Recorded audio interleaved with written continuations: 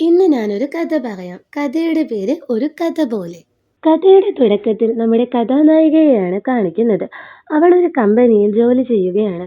രാവിലെ ഓഫീസിലേക്ക് പോകുന്ന വഴിയിൽ അവിചാരിതമായി ഒരു പയ്യനെ കണ്ടുമുട്ടുന്നു. എന്നാൽ അവന് അവളുമായി ഒരു സൗഹൃദം സ്ഥാപിക്കാൻ ആഗ്രഹമുണ്ട്. പിന്നീട് അവൾ ഓഫീസിൽ വരുമ്പോൾ അവിടെ ഒരു പയ്യനുണ്ട്.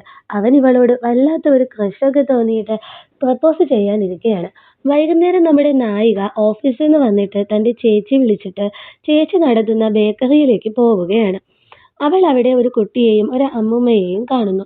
നമ്മുടെ നായികയുടെ പേര് നിയുക്ത എന്നാണ്. ബേക്കറിയിൽ വന്ന കുട്ടിയുടെ പേര് ധർമ്മി. ധർമ്മി വലിയ വാശിയിലാണ്. അവൾ തന്റെ അമ്മയെ കാണാതെ അവിടെ നിന്നും പോകില്ല എന്ന്. അതിനാൽ തന്നെ നിതയ്ക്ക് തന്റെ ബേക്കറി അടയ്ക്കാൻ കഴിയുന്നുണ്ടായിരുന്നില്ല. അതിനാലാണ് നിയുക്തയെ അവൾ ബേക്കറിയിലേക്ക് വിളിപ്പിക്കുന്നത്.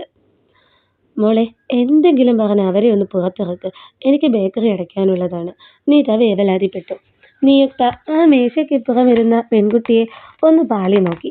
ആളുടെ മുഖം വളരെ ഗൗരവത്തിലാണ്. നിയുക്ത ആ മേശയ്ക്കടുത്ത് വന്നിട്ട് മുത്തശ്ശിയെ ഒന്ന് നോക്കി. എന്നിട്ട് തൊട്ടടുത്ത്, എന്നാൽ ധർമ്മിക്ക് നേരെ എതിർവശത്തായി ഇരുന്നു. അപ്പോൾ മുത്തശ്ശി അവിടെ നിന്നും എഴുന്നേറ്റ് പോയി. മോളെ. നിയുക്തയുടെ വിളി കേട്ട് പ്രതീക്ഷയോടെ ധർമ്മി നോക്കി. അതേ നിമിഷം അവളുടെ മുഖം വീണ്ടും വാടി. നിയുക്ത സംസാരിച്ചു തുടങ്ങിയപ്പോൾ ധർമ്മി പെട്ടെന്ന് കൂട്ടായി. ധർമ്മി കുറച്ചു നാളായിട്ട് അവളുടെ മുത്തശ്ശിയോടൊപ്പമാണ്. അച്ഛനും അമ്മയും തമ്മിൽ വഴക്കിട്ട് അച്ഛൻ അമ്മയെ വീട്ടിൽ നിന്ന് പുറത്താക്കി. അതിന് ധർമ്മി അച്ഛനോട് പിണങ്ങി വീട് വിട്ടിറങ്ങി. അച്ഛനോടൊപ്പം നിൽക്കാൻ കൂട്ടാക്കിയില്ല. അങ്ങനെ അച്ഛമ്മ ധർമ്മിയെ കൂടെ കൂട്ടി. ഇത്രയും മാത്രം അവൾ ധർമ്മിയിൽ നിന്നറിഞ്ഞു. അച്ഛൻ അമ്മയെ കൂട്ടി വരുന്നതുവരെ അവൾക്ക് അച്ഛനെ കാണണ്ടത്രേ. അപ്പോ അമ്മ വന്ന് കാണാറില്ലേ എന്ന് ചോദിച്ചപ്പോൾ അവൾ നിയുക്തയെ വല്ലാതൊന്ന് നോക്കി. അമ്മേ, അവൾ മെല്ലെ വിളിച്ചു. ആ വിളിയിൽ നിയുക്ത അങ്ങ് വല്ലാതായി. മോൾ എൻ്റെ കൂടെ വാ, നിയുക്ത അവളെ ക്ഷണിച്ചു. അന്ന് അവർ ആ കുഞ്ഞിനെ സമാധാനിപ്പിച്ച് പറഞ്ഞയച്ചു. അവൾ നിയുക്തയെ അമ്മയെന്ന് വിളിച്ചു. വൈകുന്നേരങ്ങൾ അവർ ഒരുമിച്ച് ചിലവഴിച്ചു. ഈ സമയങ്ങളിലൊക്കെ ആദ്യം വഴിയിൽ കണ്ട ചെറുപ്പക്കാരൻ നിയുക്തയോട് ഒരു സൗഹൃദമുണ്ടാക്കാൻ ശ്രമിക്കുന്നതായി കാണാം. എന്നാൽ അതേസമയം അവനിൽ ഇവളോട് താല്പര്യമുണ്ടായിട്ടൊന്നുമല്ല, മറിച്ച് എന്തോ ബാഹ്യമായ നിർബന്ധത്തിന് പുറത്താണെന്നുള്ളത് അവന്റെ പെരുമാറ്റത്തിൽ നിന്ന് വ്യക്തമാണ്. പോരാത്തതിന് ഓരോ നിർദ്ദേശങ്ങൾ നൽകി കൂട്ടുകാരും കട്ടയ്ക്ക് കൂടെയുണ്ട്. ഓഫീസിലെ പയ്യന്റെ പേര് ജഷൻ എന്നാണ്. പ്രണയത്തിന്റെ ചുവന്ന റോസാപ്പൂക്കളുമായി ജഷൻ നിയുക്തയുടെ മനസ്സിൽ മുട്ടി വിളിക്കാൻ തുടങ്ങിയിരുന്നു. എന്നാൽ അവളുടെ മനസ്സിൽ കയറിപ്പറ്റിയത് ശ്രീരാഗായിരുന്നു. പക്ഷേ അവൾക്കൊരിക്കലും ശ്രീരാഗിനെ മനസ്സിലാക്കാൻ പറ്റിയിരുന്നില്ല. ആയിടയ്ക്കാണ് ജഷൻ നിയുക്തയെ പ്രപ്പോസ് ചെയ്യുന്നത്. ജഷന് തന്നെ ഇഷ്ടമാണെന്ന് അറിയാമായിരുന്ന നിയുക്ത അവനോട് കുറച്ച് സാവകാശം ചോദിച്ചു. ശ്രീരാഗിൽ നിന്ന് അകന്നു മാറി തന്റെ മനസ്സിനെ പാകപ്പെടുത്താം എന്നവൾ തീരുമാനിക്കുന്നു. ഈ തീരുമാനം ശ്രീരാഗിനെ ധർമ്മസങ്കടത്തിലാക്കി. പ്രപ്പോസ് എന്ന് വെച്ചാൽ കല്യാണം കഴിക്കാനാണോ? തന്റെ അമ്മയെ ആരോ പ്രപ്പോസ് ചെയ്തെന്നറിഞ്ഞ് കുഞ്ഞു ധർമ്മി ചോദിച്ചു. അച്ഛനെയും അമ്മയെയും പോലെ? അവൾ ഉറപ്പിക്കാനായി ഒന്നുകൂടി ആന്ന് ചോദിച്ചു. നിയുക്ത ഒരു മൂളലോടെ തലയാട്ടി. ധർമ്മി തുള്ളിച്ചാടി ആഹ്ലാദം പ്രകടിപ്പിച്ചു. അത് ജഷനെ വിവാഹം ചെയ്യാമെന്ന തീരുമാനത്തിലേക്ക് നിയുക്തയെ നയിച്ചു. അതൊരു ഫെബ്രുവരി മാസമായിരുന്നു. വാലന്റൈൻസ് ഡേക്ക് പറഞ്ഞാൽ മതി എന്നത് ധർമ്മിയുടെ നിർബന്ധമായിരുന്നു. ഈ ദിവസങ്ങളിൽ അവൾ ഏറെ സന്തോഷിച്ചിരുന്നു. അച്ഛനോട് മിണ്ടാനൊക്കെ അവൾ കൂട്ടാക്കി. പക്ഷേ നേരിട്ട് വരുന്നെങ്കിൽ അമ്മയെയും കൂട്ടി അമ്മയോടൊപ്പം. അത് അവളുടെ വാശിയായിരുന്നു. നിയുക്തയുടെ കാര്യത്തിൽ എല്ലാവരും സന്തോഷിച്ചു. അങ്ങനെ ഫെബ്രുവരി 13-ന് ജഷനെ ധർമ്മി ആദ്യമായി കാണുകയാണ്. ഓഫീസ് സംബന്ധമായ ഒരു കാര്യത്തിന് അവൻ വന്നു പോകുമ്പോൾ അവിടെ അവളുമുണ്ടായിരുന്നു. അതാരാ അമ്മേ? ധർമ്മിയുടെ ചോദ്യത്തിന് ഇതാണ് ആൾ എന്ന് മറുപടി പറഞ്ഞ് അവളുടെ കുഞ്ഞു തലയിൽ തലോടി ചിരിച്ചുകൊണ്ട് നിയുക്ത അകത്തേക്ക് കയറിപ്പോയി. ആ കുഞ്ഞു മനസ്സ് വല്ലാതെ വിങ്ങി. അവൾ ആകെ തകർന്നുപോയി. അവൾ വീടിന് പുറത്തേക്ക് ഒറ്റ ഓട്ടം. നിയുക്തയുടെ അമ്മ ഇതെല്ലാം കാണുന്നുണ്ടായിരുന്നു. അമ്മ ഉടനെ തന്നെ ആരെയോ ഫോൺ വിളിച്ചു. മോനെ, വാവ വീട് വിട്ടിറങ്ങി എന്നൊരു ധ്വനി മാത്രം അവിടെ കേൾക്കാം. പിന്നീട് ആ അമ്മയും കുഞ്ഞിന്റെ പിറകെ ഇറങ്ങി. ഇരുട്ടിൽ വിജനമായ വഴിയിലൂടെ ആ കുഞ്ഞു മാലാഖ ഓടുകയാണ്. തൊട്ടുപിറകിലായി അവൾ അറിയാതെ നിയുക്തയുടെ അമ്മയുമുണ്ട്. അല്പസമയത്തിനകം ഒരാൾ കാറിൽ വന്ന് കുഞ്ഞിന്റെ മുന്നിൽ നിന്നു. അയാൾ വിളിച്ചിട്ട് ധർമ്മി പോകാൻ തയ്യാറാകുന്നില്ല. ഒടുവിൽ അയാൾ ധർമ്മിയെ പൊക്കിയെടുത്ത് കാറിന്റെ മുൻസീറ്റിലിരുത്തി. ആ കാഴ്ച കണ്ട് നിയുക്തയുടെ അമ്മ തെല്ലൊരു ആശ്വാസത്തോടെ വീട്ടിലേക്ക് മടങ്ങി. എന്നാൽ മറ്റൊരാൾ ഇതെല്ലാം കാണുന്നുണ്ടായിരുന്നു. ജഷൻ. നിയുക്തയുടെ അമ്മയുടെ സഹായത്തോടുകൂടി ആരോ ധർമ്മിയെ തട്ടിക്കൊണ്ടുപോയി. ഇതായിരുന്നു ജഷൻ മനസ്സിലാക്കിയത്. അവൻ ഉടനെ നിയുക്തയെ വിളിച്ചു. അമ്മയുടെ റോൾ തൽക്കാലം അവൻ മറച്ചുവെച്ചു. കുട്ടിയെ ആരോ തട്ടിക്കൊണ്ടുപോയി എന്ന് മാത്രം പറഞ്ഞു. അങ്ങനെ അമ്മ വീട്ടിലെത്തും മുൻപ് തന്നെ മകൾ വീട്ടിൽ നിന്നിറങ്ങി. ശ്രീരാഗും ധർമ്മിയും നേർക്കുനേർ. ധർമ്മി ശ്രീരാഗിന്റെ മുഖത്ത് നോക്കുന്നില്ല. മോളെ, ശ്രീരാഗ് വിളിച്ചു.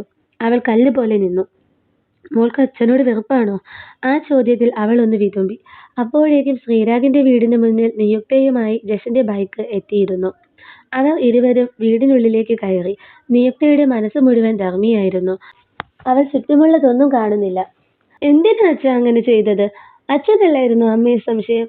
ഇപ്പൊ അമ്മയ്ക്ക് എന്നെ അറിയില്ല, അച്ഛനെ അറിയില്ല. എനിക്കിപ്പോ അച്ഛനും അമ്മയും ഇല്ലാതെ ആയില്ലേ?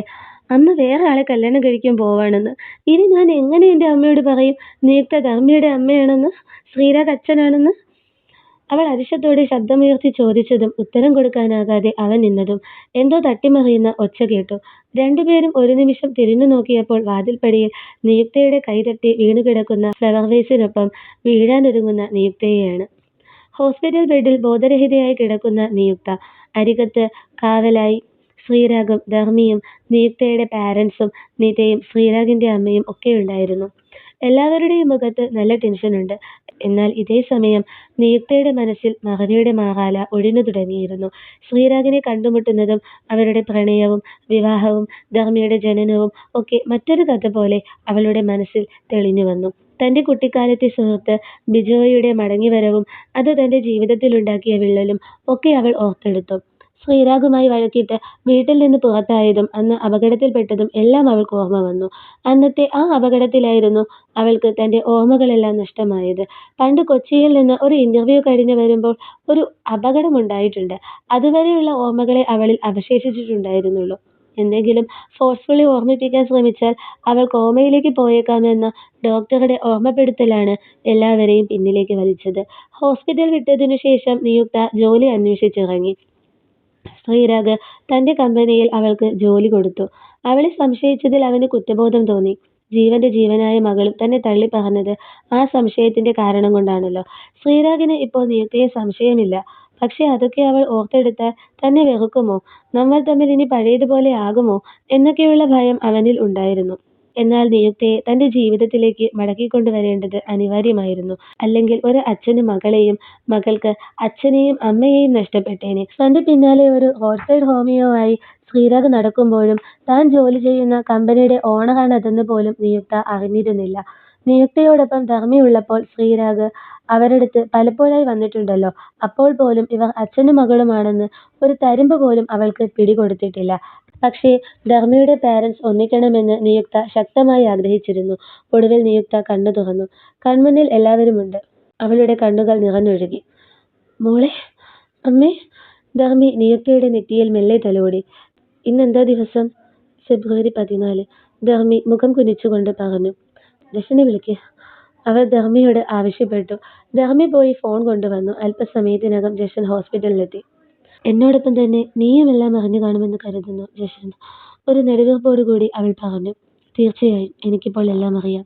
ആ സംഭാഷണം അവിടെ കഴിഞ്ഞു. ശ്രീരാഗ്. നിയുക്ത വിളിച്ചിട്ടും ശ്രീരാഗ് അവളുടെ മുഖത്തേക്ക് നോക്കുന്നില്ല. ശ്രീ. അവൾ വീണ്ടും വിളിച്ചു. ഇത്തവണ അവൻ ആർദ്രമായി അവളെ ഒന്ന് നോക്കി. എന്നോട് ക്ഷമിക്കുന്നിയാ? ഞാൻ അന്ന് നിന്നോട് അങ്ങനെ ഒന്നും പറയാനോ ചെയ്യാനോ പാടില്ലായിരുന്നു. എൻ്റെ പൊസസീവ്നെസ് കൊണ്ടുണ്ടായതല്ല. നീ എന്നോട് ക്ഷമിക്ക്. ശ്രീരാഗ് കരയാൻ തുടങ്ങി. നിയുക്ത എപ്പോഴത്തെയും പോലെ ശ്രീയെ ചേർത്ത് പിടിച്ചു. ധർമ്മി അവർക്ക് ചുറ്റും ഒരു കവചം പോലെ അവരെ പൊതിഞ്ഞു നിന്നു.